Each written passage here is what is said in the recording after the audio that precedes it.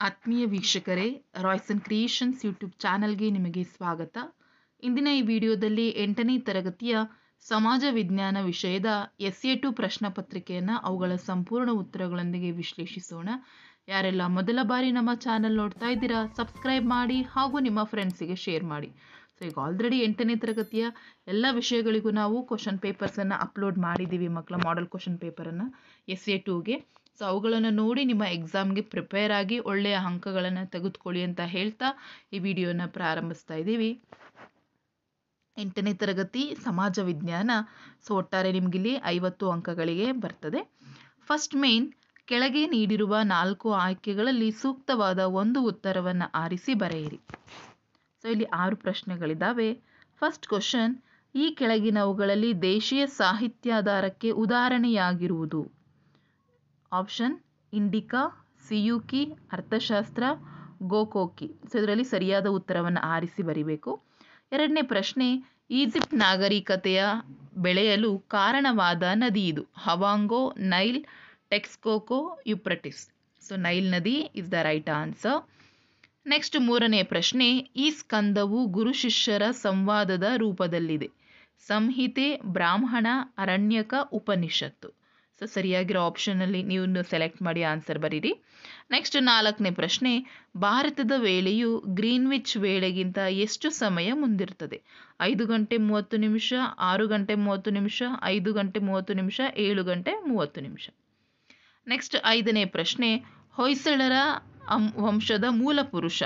ವಿಷ್ಣುವರ್ಧನ, ಸಳ, 3ನೇ ಬಲ್ಲಾಳ, ಎರೆಯಂಗ. ನೆಕ್ಸ್ಟ್ 6ನೇ ಪ್ರಶ್ನೆ, ಬಹುರಾಷ್ಟ್ರೀಯ ಕಂಪನಿಗಳು ಮೊದಲು ಈ ದೇಶದಲ್ಲಿ ಪ್ರಾರಂಭವಾದವು? ಯಾವುದು? Bharat, England, America, Russia. So ಇದರಲ್ಲಿ ಸರಿಯಾಗಿರೋ ಉತ್ತರವನ್ನು ನೀವು ಆಯ್ಕೆ ಮಾಡಿ ಬರಿಬೇಕಾಗುತ್ತೆ ಮಕ್ಕಳ. ಸೊ ಅದಷ್ಟಲ್ಲಿ ನಿಮಗೆ 6 ಅಂಕಗಳನ್ನು ಈಸಿಯಾಗಿ ನೀವು ಗಳಿಸ್ಬೋದು. ನೆಕ್ಸ್ಟ್ ಸೆಕೆಂಡ್ ಮೇನ್, ಈ ಕೆಳಗಿನ ಪ್ರತಿಯೊಂದು ಪ್ರಶ್ನೆಗೂ ಒಂದೊಂದು ವಾಕ್ಯಗಳಲ್ಲಿ ಉತ್ತರವನ್ನು ಬರೆಯಿರಿ. ಇಲ್ಲಿ ಸಹ 6 ಪ್ರಶ್ನೆಗಳಿದ್ದಾವೆ, ಪ್ರತಿಯೊಂದಕ್ಕೂ 1 ಅಂಕ.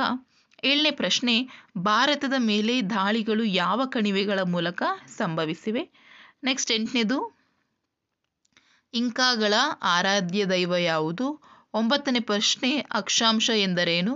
10ನೆಯ ಪ್ರಶ್ನೆ, ವಿದ್ಯಾರ್ಥಿಯೊಬ್ಬ ಪೆನ್ನು ಹಿಡಿದುಕೊಂಡು ಬಳಸಿದ್ದಾನೆ.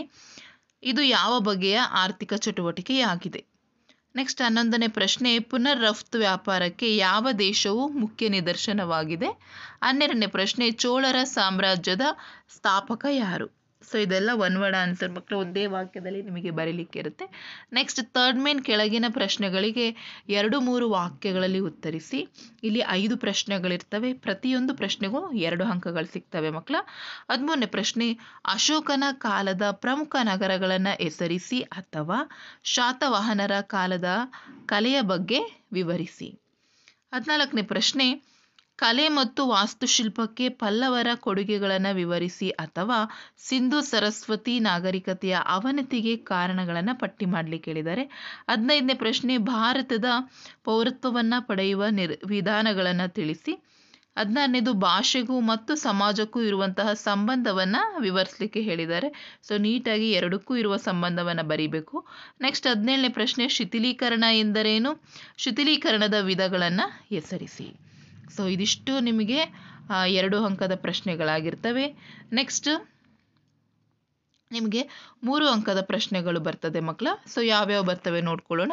ಫೋರ್ತ್ ಮೇನ್, ಕೆಳಗಿನ ಪ್ರಶ್ನೆಗಳಿಗೆ 5-6 ವಾಕ್ಯಗಳಲ್ಲಿ ಉತ್ತರಿಸಿ. ಸೊ ಇಲ್ಲಿ ಕೆಲವು ಪ್ರಶ್ನೆಗಳಿಗೆ ಆಪ್ಷನ್ಗಳಿದ್ದಾಗ ನೀವು ಯಾವುದು ಚೆನ್ನಾಗಿ ಆನ್ಸರ್ಸ್ ಎಲ್ಲ ಪೂರ್ತಿ ಪಾಯಿಂಟ್ಸ್ ಬರ್ತದೆ ಅದನ್ನು ಸೆಲೆಕ್ಟ್ ಮಾಡಿ ಬರೀರಿ. ಇಲ್ಲಿ 18ನೇ ಪ್ರಶ್ನೆ ಕೇಳಿದರೆ, ಕಲ್ಯಾಣದ ಚಾಲುಕ್ಯರ ಸಾಹಿತ್ಯಕ್ಕೆ ಯಾವ ರೀತಿಯ ಉತ್ತೇಜನವನ್ನು ನೀಡಿದರು ಅಥವಾ ಗುಪ್ತರ ಕಾಲದ ಶ್ರೇಷ್ಠ ವಿಜ್ಞಾನಿಗಳನ್ನು ಹೆಸರಿಸಿ ಅಂತ ಹೇಳಿ ಕೇಳಿದ್ದಾರೆ. ನೆಕ್ಸ್ಟ್ 19ನೇದು, ವಾಯು ಮಾಲಿನ್ಯವನ್ನು ನಿಯಂತ್ರಿಸುವ ಕ್ರಮಗಳು ಯಾವುವು ಅಥವಾ ವಾಯುಗೋಳದ ಪ್ರಮುಖ ಪದರಗಳನ್ನು ಹೆಸರಿಸಿ. 20ನೇ ಪ್ರಶ್ನೆ, ಬೇಟೆಯಾಡುವ ಹಾಗೂ ಆಹಾರ ಸಂಗ್ರಹಿಸುವ ಸಮಾಜದ ಜೀವನ ಶೈಲಿಗಳನ್ನು ವಿವರಿಸಿ ಅಥವಾ ಭಾರತದ ಪ್ರಮುಖ ಸಮಾಜಶಾಸ್ತ್ರಜ್ಞರನ್ನು ಹೆಸರಿಸಲಿಕ್ಕೆ ಕೇಳಿದ್ದಾರೆ. ಸೊ ಎಲ್ಲರನ್ನ ನೀವು ನೀಟಾಗಿ ಲಿಸ್ಟ್ ಮಾಡಿ. 21ನೇ ಪ್ರಶ್ನೆ, ಏಕ ವ್ಯಕ್ತಿ ಮಾಲೀಕತ್ವದ ವ್ಯವಹಾರಗಳ ಸಂಸ್ಥೆಯ ಅನುಕೂಲಗಳನ್ನು ತಿಳಿಸಿ. 22ನೇದು, ರಾಷ್ಟ್ರೀಯ ವರಮಾನ ಮತ್ತು ವರಮಾನಗಳನ್ನು ವ್ಯತ್ಯಯಿಸಿ. ಅಂದರೆ ರಾಷ್ಟ್ರೀಯ ವರಮಾನಕ್ಕೂ ತಲಾವರಮಾನಕ್ಕೂ ಇರುವಂತಹ ವ್ಯತ್ಯಾಸಗಳನ್ನು ಬರೀಬೇಕು. 5th ಮೇ, ಸೊ ಅದಷ್ಟು ನಿಮಗೆ 3 ಅಂಕದ ಪ್ರಶ್ನೆಗಳಾಗ್ತವೆ. ನೆಕ್ಸ್ಟ್ 5th ಮೇನ್ ಕೆಳಗಿನ ಪ್ರಶ್ನೆಗಳಿಗೆ 7-8 ವಾಕ್ಯಗಳಲ್ಲಿ ಉತ್ತರಿಸಲಿಕ್ಕಿರ್ತವೆ. ಇಲ್ಲಿ 2 ಪ್ರಶ್ನೆಗಳಿರ್ತವೆ. 23ನೇ ಪ್ರಶ್ನೆ, ಸ್ಥಳೀಯ ಸ್ವಯಂ ಸರ್ಕಾರಗಳ ಕಾರ್ಯಗಳನ್ನು ಪಟ್ಟಿ ಮಾಡಿ ಅಥವಾ ಪ್ರಜಾಪ್ರಭುತ್ವದ ಲಕ್ಷಣಗಳನ್ನು ಹೆಸರಿಸಿ. ನೆಕ್ಸ್ಟ್ 24ನೇದು, ಬುದ್ಧನು ಬೋಧಿಸಿದ ಅಷ್ಟಾಂಗ ಮಾರ್ಗಗಳು ಯಾವ್ಯಾವು ಅಂತ ಹೇಳಿ ಕೇಳಿದರೆ, ಸೊ ಅಷ್ಟು ಅಷ್ಟಾಂಗ ಮಾರ್ಗಗಳನ್ನು ನೀವು ಸಂಪೂರ್ಣವಾಗಿ ಬರೆದ್ರೆ ನಿಮಗೆ ಇಲ್ಲಿ 2 ಅಂಕ ಪ್ರತಿ ಪ್ರಶ್ನೆಗೆ ಸಿಗ್ತದೆ ಮಕ್ಕಳ. ಆ್ಯಂಡ್ ಲಾಸ್ಟ್ ಮೇನ್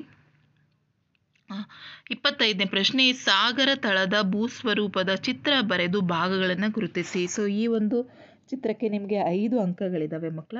ಸೊ ಚೆನ್ನಾಗಿ ಪ್ರಾಕ್ಟೀಸ್ ಮಾಡ್ಕೊಳ್ಳಿ. ಸೊ ಇದು ಒಂದು ಮಾಡೆಲ್ ಕ್ವಶನ್ ಪೇಪರ್ ಆಗಿ ನೀವು ಇದನ್ನು ಪ್ರಾಕ್ಟೀಸ್ ಮಾಡ್ಕೊಳ್ಳಿ. ಇದೇ ರೀತಿ ನಾವು ಇನ್ನೂ ಹಲವಾರು ಪ್ರಶ್ನೆ ಪತ್ರಿಕೆಗಳನ್ನು ನಿಮ್ಮ ಜೊತೆ ಶೇರ್ ಮಾಡ್ತಾ ಹೋಗ್ತೀವಿ. ಸೊ ಅವುಗಳ ಉತ್ತರಗಳನ್ನು ಸಹ ನೀವು ಪ್ರಾಕ್ಟೀಸ್ ಮಾಡ್ಕೊಳ್ಳಿ. ನಾನೀಗ ಕ್ವಶನ್ ಪೇಪರ್ನ ಕೊಟ್ಟಿದ್ದೀನಿ. ನನ್ನ ಮುಂದಿನ ವೀಡಿಯೋಗಳಲ್ಲಿ ಸಂಪೂರ್ಣ ಉತ್ತರಗಳನ್ನು ನಿಮ್ಮ ಜೊತೆ ಡಿಸ್ಕಷನ್ ಮಾಡ್ತೀವಿ ಅಂತ ಹೇಳ್ತಾ ಈ ವಿಡಿಯೋನ ಇಲ್ಲಿಗೆ ಎಂಡ್ ಮಾಡ್ತಾ ಇದ್ದೀನಿ. ಈ ವಿಡಿಯೋ ಇಷ್ಟ ಆದರೆ ಲೈಕ್ ಮಾಡಿ, ಶೇರ್ ಮಾಡಿ ಹಾಗೂ ಸಬ್ಸ್ಕ್ರೈಬ್ ಮಾಡೋದನ್ನು ಮರಿಬೇಡಿ. Thank you.